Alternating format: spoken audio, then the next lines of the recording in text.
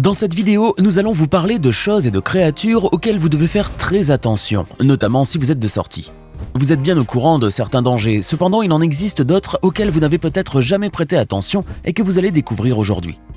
Mais avant de commencer, n'oubliez pas de cliquer ici pour vous abonner si vous aimez cette vidéo et d'activer toutes les notifications pour ne rater aucune de nos prochaines vidéos. On commence.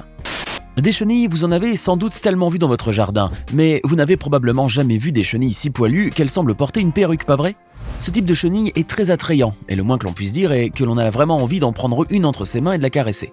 Mais attention, les apparences sont trompeuses, comme on le dit souvent, car cette chenille n'a rien d'un petit chat câlin. C'est à vrai dire une chenille venimeuse qui va vous faire souffrir si par malheur vous la touchez. En effet, les poils de cette chenille velue, appelée chenille-chat, sont en réalité des épines venimeuses urticantes qui libèrent un liquide irritant et provoquent une bien méchante réaction au moindre contact avec la peau. La victime peut avoir sur le champ une sensation de picotement et de brûlure qui sera suivie par une enflure et un engourdissement de la main touchée, parfois du bras et même de la jambe dans les cas les plus graves. Il est tout de même nécessaire de savoir ce qu'il faut faire en cas de piqûre par une chenille-chat. Tout d'abord, il faut enlever les épines qui restent sur la peau en collant un morceau de ruban adhésif sur la zone touchée, puis en les retirant. Ensuite, il faut appliquer des compresses froides et des crèmes qui peuvent aider à atténuer la douleur et l'enflure. Mais en cas de symptômes plus graves, il ne faut pas hésiter à consulter un médecin.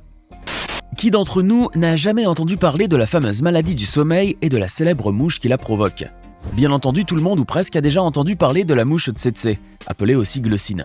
Mais peu d'entre vous sait que cette mouche qui mesure de 6 à 16 mm se reproduit uniquement en Afrique subsaharienne où elle vit généralement dans les zones boisées. Par ailleurs, elle possède au niveau de la tête une trompe perçante qui peut percer la peau et aspirer le sang. La mouche tsetse se nourrit en effet de sang des humains, mais aussi de celui des animaux. Si une personne est piquée par une mouche tsetse infectée par un parasite protozoaire, elle contractera alors la trypanosomiase humaine africaine, communément appelée maladie du sommeil. Cette maladie se manifeste par des symptômes qui apparaissent de quelques jours à quelques semaines après la piqûre, comme la fièvre, les maux de tête, des douleurs articulaires et des démangeaisons.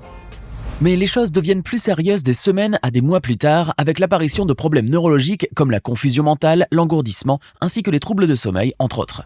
Si cette maladie n'est pas traitée, elle risque alors d'être mortelle.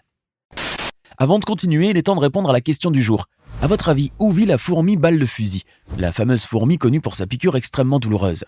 Réponse A en Afrique, réponse B en Asie, ou enfin réponse C en Amérique centrale et du Sud. Réfléchissez bien et écrivez votre réponse dans les commentaires. Vous saurez si vous avez raison ou tort avant la fin de la vidéo. On reprend.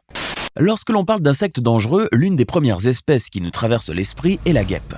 Eh oui, si vous avez la chance de n'avoir encore jamais expérimenté une piqûre de guêpe, vous n'êtes pas sans savoir qu'elle provoque une douleur intense et qu'elle peut malheureusement être très dangereuse dans certains cas, notamment si la personne piquée manifeste une anaphylaxie, une réaction allergique aiguë pouvant être mortelle. Cela donne froid dans le dos bien sûr et pousse à réfléchir sur la meilleure façon de se protéger contre ces créatures. Et il n'y en a pas mille. Tout d'abord, il faut vérifier si vous n'avez pas un nid de guêpe chez vous, notamment si vous possédez un jardin. Mais pas que, il faut également boucher tous les trous, les fissures, ainsi que tout endroit susceptible de servir l'endroit idéal pour l'installation d'une colonie de guêpes. Mais si ces importunes ont déjà élu domicile chez vous, alors là, il vaut mieux se tenir loin, bien loin d'elles, et surtout ne pas les stresser, car de manière générale, une guêpe n'attaque une personne que lorsqu'elle se sent menacée, ou pire, elle peut demander de l'aide aux guêpes de la colonie voisine en leur envoyant une phéromone urticante. Je vous laisse donc imaginer ce qui peut arriver si toutes ces guêpes viennent à la rescousse. Mieux vaut donc ne pas s'approcher des guêpes et de rester en dehors de leur territoire, vous ainsi que votre famille et vos animaux de compagnie en attendant de faire enlever leur nid. Vous avez un chien et vous aimez souvent le gâter en lui offrant quelques douceurs de temps à autre? Vous n'êtes pas le seul. Seulement, il faut savoir quoi lui donner, notamment si vous avez l'habitude de lui offrir des fruits, car tous les fruits ne sont pas bons pour lui. Vous devez même éviter de lui donner un fruit en particulier. Sauriez-vous de quel il s'agit ? Eh bien, c'est la cerise. Et oui, ce joli petit fruit rouge dont beaucoup d'entre nous raffolent peut être très dangereux pour les chiens. Et pour cause, votre toutou peut avaler le noyau qui peut alors se loger dans son tube digestif et lui provoquer un blocage au niveau de l'intestin. Or, ce n'est pas le seul danger qui existe avec les cerises. En effet, le noyau, la tige et les feuilles de la cerise contiennent du cyanure. Et cette substance est toxique, voire mortelle, en cas de consommation importante. Donc, pour éviter tout danger, mieux vaut bannir les cerises de votre liste de gâteries à offrir à votre animal de compagnie. Regardez cette photo et dites-moi ce que vous voyez. Qu'est-ce que c'est à votre avis ? Contrairement à ce que vous pourriez penser, ce n'est ni une vieille pièce de monnaie, ni quelques pièces archéologiques, encore moins un tampon. Il s'agit à vrai dire de l'abdomen d'une araignée.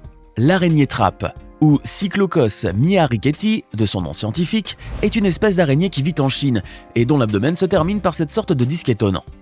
Il y a quelques années encore, une information devenue virale sur les réseaux sociaux laissait entendre que cette araignée était très dangereuse pour l'homme en raison de sa puissante toxicité et son venin qui pouvait tuer quelqu'un très vite en cas de contact. Mais il semble que cette information soit erronée. En effet, d'après les spécialistes, cette araignée n'est pas venimeuse pour les humains comme certains le croyaient. Mais cela ne signifie pas pour autant qu'on peut la toucher ou jouer avec, car ça ne l'empêchera pas de vous mordre. Et là, vous pouvez ressentir une terrible douleur comme celle provoquée par une piqûre de guêpe. Néanmoins, elle est loin d'être mortelle. Les animaux, à titre d'exemple les chiens, communiquent énormément avec leur queue. On dit souvent que lorsqu'un chien remue la queue, cela signifie qu'il est heureux. Or, ce n'est pas forcément le cas. Parfois, le remuement de queue d'un chien peut signifier autre chose qui n'a rien à voir avec l'amusement. En effet, votre chien peut vous informer à travers les mouvements de sa queue qu'il y a un danger quelque part et qu'il faut donc faire très attention. Comment savoir interpréter ce mouvement alors ? C'est très simple. Il suffit de voir la position de la queue et le sens vers lequel elle est pointée. D'après certaines études qui ont été réalisées sur la queue du chien et sur les différents messages qu'elle peut transmettre, les mouvements de queue vers la gauche signifient que le chien a peur. Pour mieux comprendre cela, il existe une explication scientifique très logique. En effet, chez le chien, le côté droit du cerveau contrôle la partie gauche du corps et vice-versa. Or, comme le côté droit du cerveau est lié à des sentiments négatifs, tels que la peur par exemple, le remuement de la queue vers la gauche peut très bien signifier que votre chien a peur. La prochaine fois donc, faites bien attention au remuement de queue de votre chien si vous vous promenez avec lui dans un jardin ou dans un champ. Qui sait, votre chien aura vu un serpent et cela devrait vous faire éloigner vous et votre animal de compagnie de cet endroit le plus vite possible.